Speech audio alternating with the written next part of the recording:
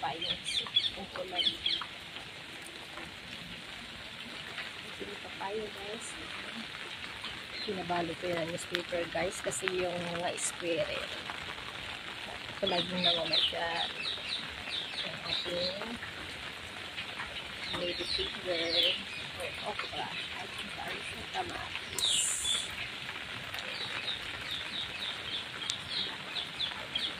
Mayroon din ako sili na yung hanggang sa Pinas sili na espada yung mahaba. Yan. Tapos may gulay din ako. Hindi ko lang alam kung ano pangalan ng gulay na.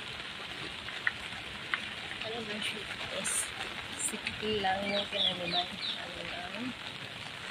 Styrofoam. At saka may ano din ako dito. Andaman. Ito siya yung andaman. Masarap siya guys. Ano na to? Chinese beans. Masarap siya. Para siyang ano, parang mani. Mayroon din tayo guys. Oh, by sea.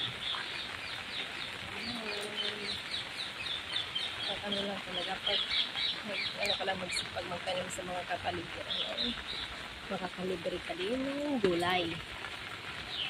Hindi ka na bibili. Ganyan ako mga tanim ng gulay guys. Ito siya guys. Siguro mga 1 week pwede na itong ma-harvest.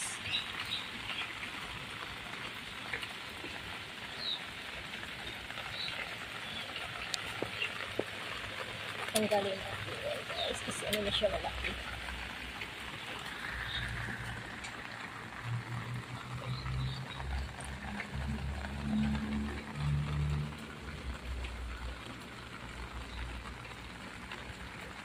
Ano siya?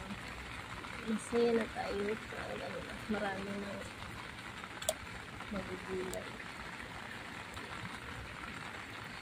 Diba ano na din, tipid na din sa budget guys. Tapos ito siya guys, ano ito?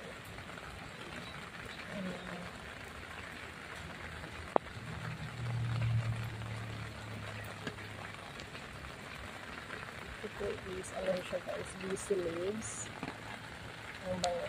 Pwede ito siyang ihalo sa ano guys, sa noodles. O kaya sa minced chicken at minced pork. Ano yan, basil.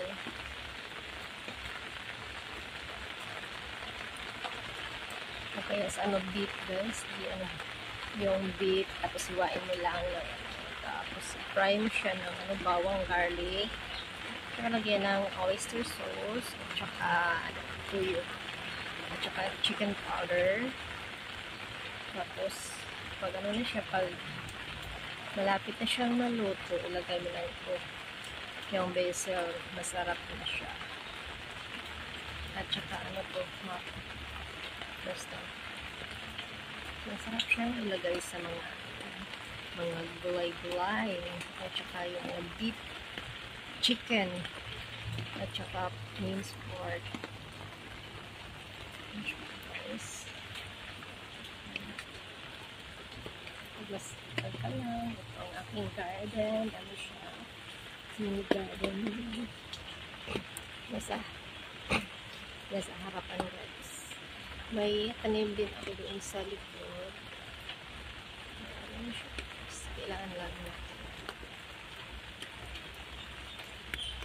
Simple tayong magtanim. Ano siya? Medyo marami na akong tanim.